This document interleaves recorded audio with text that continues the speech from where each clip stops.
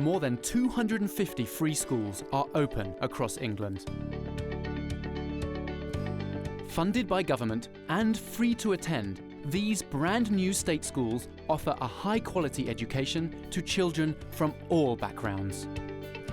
I thought it would give her the best opportunity to engage with the subjects that she was learning. Every morning when he comes in for school, I can't catch him, he's off like a rocket. If I compare it to other schools, this is maybe number one choice of mine. She's going to get opportunities that my older two kids didn't have. The kids are all going to get the best education they can. What more do you want? Free schools are in demand, addressing deprivation, the need for new places, and driving up standards. Free schools are opening all over England, and many are drawing on successful ideas from around the world, like XP School in Doncaster, which opened in September 2014. According to Ofsted, more than 2/3 of the secondary schools in the town require improvement or are inadequate. So the teachers behind XP will be doing things slightly differently.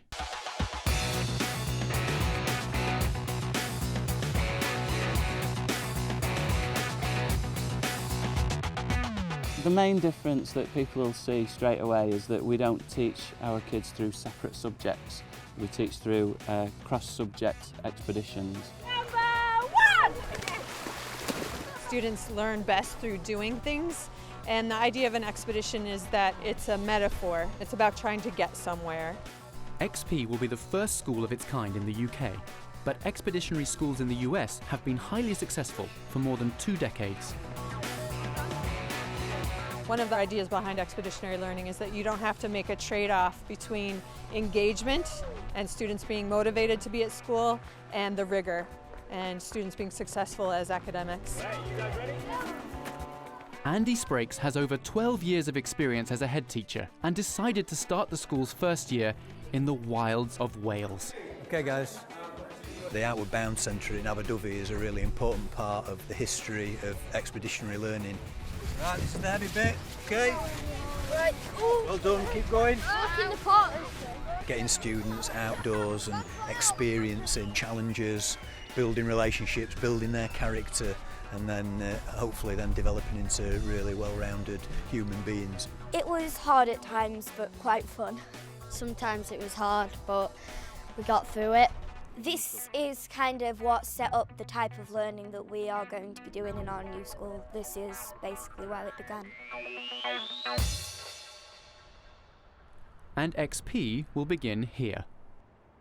Like many free schools, it's in a temporary location. And 3 months before opening, the classrooms aren't quite ready. This is the entrance where the parents are going to come through. And through here we've got the main classrooms. Normally, for your temporary build, you'd get a couple of officers and you'd rent them out. But what we did is we took that money and we gave it to Doncaster Rovers, and they more than match funded it and created this amazing temporary accommodation in their East Stand. And then when we move out to the permanent build, Doncaster Rovers Community Foundation will use this. So we're creating a legacy really for education in Doncaster, which we're really proud of. Meanwhile, the head teacher has one eye on where XP will be come September 2015. Are you doing some groundworks, are you then? Or? We're just doing the initial site investigation. All right. It's going to create quite an interesting learning environment for our students because it's going to be actually a habitat for water voles and various other wild plants and wildlife fitting into the way that we want to deliver our curriculum. Just about where the digger is there at the moment, that's going to be the actual entrance to the school. Your classrooms that will run on 2 stories. There'll be a large area just towards the back of the school which will be a big communal area. It's really exciting times and it's starting to happen, you know, so I can't tell you how excited I am about it, really. And just 6 weeks later, the builders are gone. And the temporary site ready for its new occupants.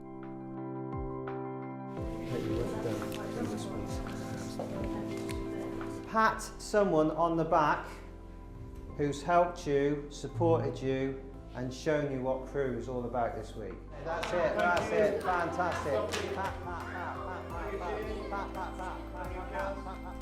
So if the experiences in Wales were teaching the children to bond as a team, returning to Doncaster is about putting that into practice on the next expedition. We wondered if we should all listen to like Jasmine's idea up there, so I put this in the ground. It's their first extensive piece of fieldwork following the trip to Outward Bound. The expedition that they're doing is about the ground beneath the permanent site at XP. What we're trying to do is give the students a kind of visceral experience of being at a rock face. They are doing estimations of measurements of the outcrop, which ties into the mathematical side of this unit, which is about, you know, understanding and basic grasp of number. So now we're starting to hear the thinking. I knew that each division was 50 centimetres. I held it up. And I looked around and I went, whoa, there's kids. This is brilliant. You know, I had a big smile on my face. It was almost like the dream becoming a reality, really. It was just so exciting. I just wanted to say how proud I am of you as a set of young people. And remember that you're the first year group at XP. So you're the pioneers, you're the guys who are going to set that bar. There are hundreds of schools that follow this model in the United States. Free schools have the opportunity to take ideas from around the world with the goal of raising the bar in areas where high-performing schools are in short supply. It's not fabulous. There are better options. I think some of them are getting better now, but for me there wasn't a good option in my area, so XP was a brilliant option for me. I'm not knocking traditional schools, but I think the way they've taught there has been very set, the same sort of Victorian based, if you like, and they're coming home and they're doing something different every day, and I'm just really impressed. We will spend a bit more time in the classroom and use a blend of traditional taught lessons, experiments, write-ups, a bit of reading and working with challenging texts, so that the students now, rather than going out and doing fieldwork when they've been taught the rock cycle, they've got a curiosity about it and they've got a desire to want to understand and want to ask these questions. I was really nervous, but I felt fine because everyone's really friendly. It's really fun and I'm glad I came here. I'll be filled with pride, but also very excited and you know, and full of kind of hope for the future as well, and what we're going to do to develop our young people into really beautiful people.